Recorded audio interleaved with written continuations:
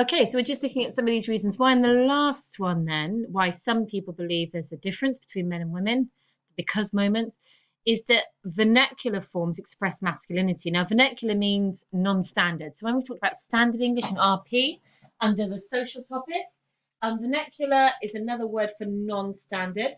So in other words, there is this belief, this construct of masculinity, this understanding of what it means to be male that says men use non-standard English. And again, by inference, by deduction, if men are doing one thing, women are doing another. So because vernacular forms express masculinity, therefore women avoid those forms because they don't want to be associated with anything masculine. So in other words, this just reminds us that really both genders are subject to socially constructed ideas and norms. In other words, both men and women come under this discourse, or for want of a vernacular term, this soundtrack that's played into and over them from birth that says, if you're male, you do this, if you're female, you do that, if you're male, this, female, that. And it's this soundtrack that is so ingrained in the music and the way our society works that really men and women are both growing up subject to these ideas and norms. Okay, so society is telling you this is what it means to be a normal male, and this is what it means to be a normal female. So even though masculinity often is elevated above femininity, okay, because of the patriarchal structure, the patriarchal culture, actually men are still equally constrained. Now, the constraint on them might mean that they still enjoy more freedom than women, more freedom than other minority groups, other kind of muted and socially sidelined groups.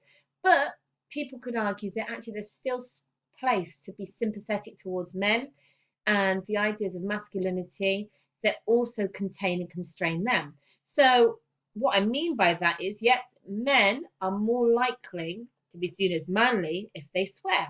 Men are more likely to be seen as manly if they don't care too much about how they speak, if they can just be a bit non-standard. They use contractions, they use aggressive language. So that's often what we mean.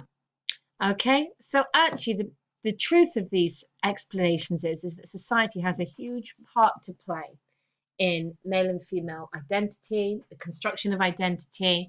And often when we looked at the beginning of our journey, when we were revising social variation, we did talk about external and internal, extrinsic and intrinsic desires and motivations.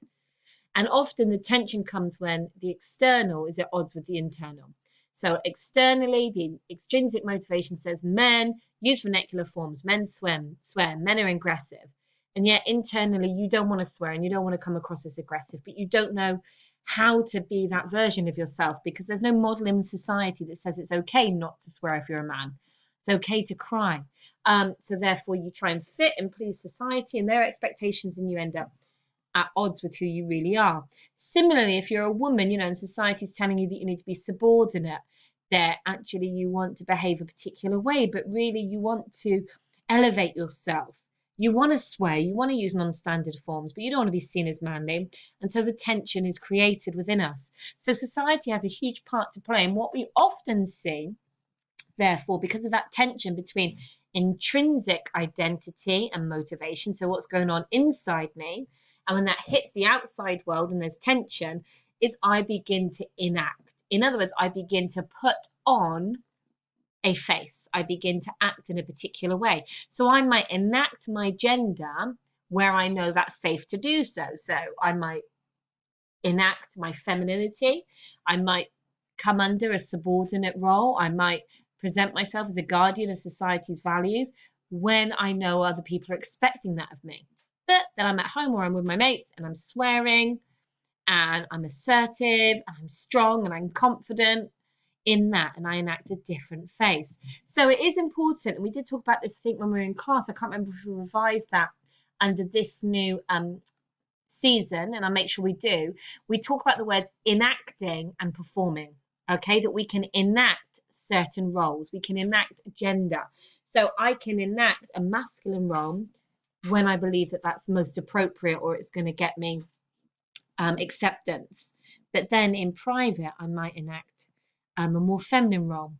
Okay, so enacting and moving across. So the word I think I would introduce here is fluidity. There is fluidity for people. And society doesn't like fluidity. Tannen wanted to say men do this, women do that. She had a binary opposites. Women rapport and build relationship. Men, it's all about reporting and offering advice. So she was very quick to divide men and women into stereotypes, saying men do this, women do that. And as we've already challenged, the danger of that is generalization, but also it disqualifies fluidity. It says once you are male or female, you have to be ever occupying these roles. And we know that that's not truth. Okay, there is amazing fluidity that you can move across certain behaviors, certain characteristics, you can enact certain behaviors. Okay, so on the back of these ideas then, so I would say pause and write these down. We're going to introduce a new theorist. Okay, let's have a little look. And we're going to Jennifer Coates. Isn't she lovely? Okay, so Jennifer Coates, here's the book one of the books she wrote, Language and Gender. Okay, she's written others, but this an introduction to women's studies here is mentioned. Author of Women Talk in 1996. So she's quite a prolific author, but she's also a professor of English language and linguistics at University of Surrey, Roehampton. She's an author and a co-editor. So who is she? She is Jennifer Coates. Now, if we work out our dates, 1996, 1995, she was working before that as well, so like kind of 90s across the 90s. So we've got, if we were going chronological, Lakoff to Goodwin to Tanner to Coates. Okay, we can see a chronological progression across our theorists. Okay, so when was she working in the 1990s? So what? Well, we could say she contributed some books on language and gender. She contributed her ideas and understandings to this discourse about men and women is using language differently. Now, we are going to look today at being able to expand on what she said and how over the next couple of slides, okay? So we know she's a linguistic professor working in the 1990s. She contributed as an author, as a professor, to our understanding of the differences in male and female behavior and male and female communication. So how? So I'm just going to show you in the next slide to help us think about how. Okay, so here you go again, some earlier dates pinpointed here from 86, 89. So she has been working across the years. She's got a really developed set of research. Okay, so this is a little bit of the how and the what. So interestingly, she says, because I kind of knew this was coming, a similar methodical approach as Goodwin, watching boys and girls. Although Goodwin tended to focus on girls, we do have here Jennifer Coates' approach was microanalysis, sociolinguistic microanalysis. Hello, big words. In other words, the observation and transcription of behavior of people, in this case, boys and girls. So interestingly, she said that girls and boys develop different styles of speaking due to their largely differing interactions. So because of the way in which, in other words, boys and girls are socialized in terms of how they socialize in school, okay, that has an impact on the way they learn to speak. In other words, all boys and all girls tend to form friendship groups. Now, this is nothing new. We do recognize that when we look at the formulation of friendship groups and social groups, like looks to like, we often are attracted to that which is the same as us. Now, that doesn't make it right or wrong. It's just what it is. So girls tend to navigate and relate to girls. Boys tend to navigate towards boys and relate to boys because there is a commonality. Yep, I get you, you look like me, we got the same bits, the same ways of behaving, so the boys group up and the girls group up. Now, the problem with that is that is then socially reinforced. So although there's an element of like biological and behavioral kind of, sorry, my cat just freaked out, drive there, that biologically like tends to group with like, it's socially reinforced because boys are told that boys play with boys and that girls play with girls. Look at the language that historically was used if they did that differently. So if boys and girls tried to interact, that would be socially kind of challenged. No, girls don't play with boys, boys don't play with girls. Favorite kind of the language of that And that's also then reinforced by the games that girls are given access to and boys are given access to, that it reinforces this social norm that girls and boys are different and they need to be separate in order to be happy. So Coates was seeing this at work. So she also noticed that girls and boys tended to belong to same-sex groups where they will sit apart from one another and generally avoid confrontation. And when it is required, it's often antagonistic. So in other words, through her observation of boys and girls at play, at school, she said they tend to be in their own groups. So they tend to sit apart. So break times, lunch times, unless it is a teacher-led group. In other words, the teacher says, no, you're going to sit with the boys, or boys, you're going to sit with the girls. Actually, what they tend to do is belong to same-sex groups, and they will distance themselves from one another. So actually, the girls are on one side of the playground, the boys are on another, and they're really happy to be separate. Now, I can say that from my own experience, I can prove that to be true from my narrow experience, i.e. one girl in one primary school. In my primary school, I can confirm that that was happening. We had boys on one side of the dining hall, girls on the other. Okay? But it says when it is required, it's often antagonistic. So when they are mixed, it creates an antagonistic response. In other words, we wind each other up. So when boys and girls are encouraged to mix or made to mix, be that through teacher groupings or teacher direction, actually then the antagonism comes in. We start to pick on each other, tease each other, etc. So it's been observed that the peer group of a child is directly influential upon their social linguistic development. And gender is the main principle, with girls being encouraged to be typical girls and boys being encouraged to be typical boys. So this is based on Coates' observations and studies. She's looking at the behaviour of boys and girls and then how that's going to come through in their language. Now, again, I could say from my experience of primary school, this is true. Okay, my peer group was made up of all girls.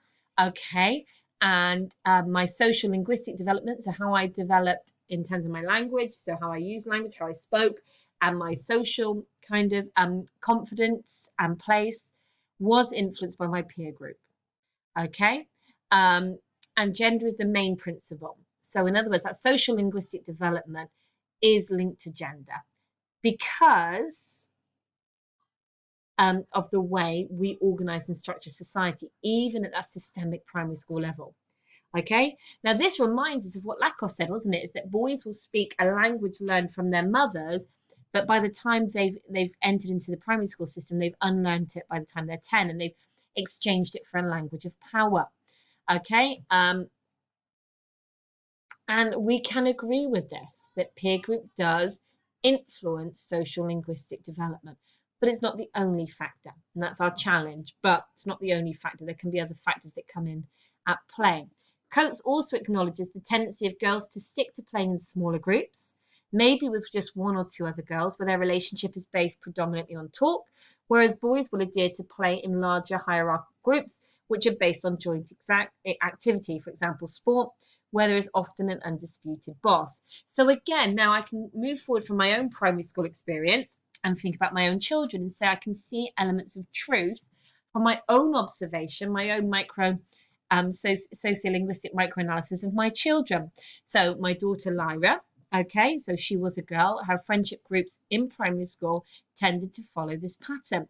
She would be with just one or two other girls in a friendship group at a time. Actually, my daughter couldn't cope with a bigger friendship group because she would get jealous. So she tended to speak with two other girls, and I've seen them here playing at home, where their relationship is based on talk. In other words, they will talk through the game for an hour before they even begin to play it. They will talk through rules, they will talk through organisation. I remember them talking about they were going to do this fantastical game in which they were like fairies, and they each had powers, and they were organising themselves based on who had what power. So they talked about the game and plotted a narrative of the game through talk even before they began to play. Whereas my son is a beautiful modern exception to the rule. He actually doesn't play sport. He's adverse. He's sport adverse. And he actually still tends to be a lovely exception to this rule because his primary choice of friends to socialise with are girls. And the question that we'll look at tomorrow maybe is why that tends to be the case. So even though there's elements of this that we can support, there's elements of challenge as well. So we do see that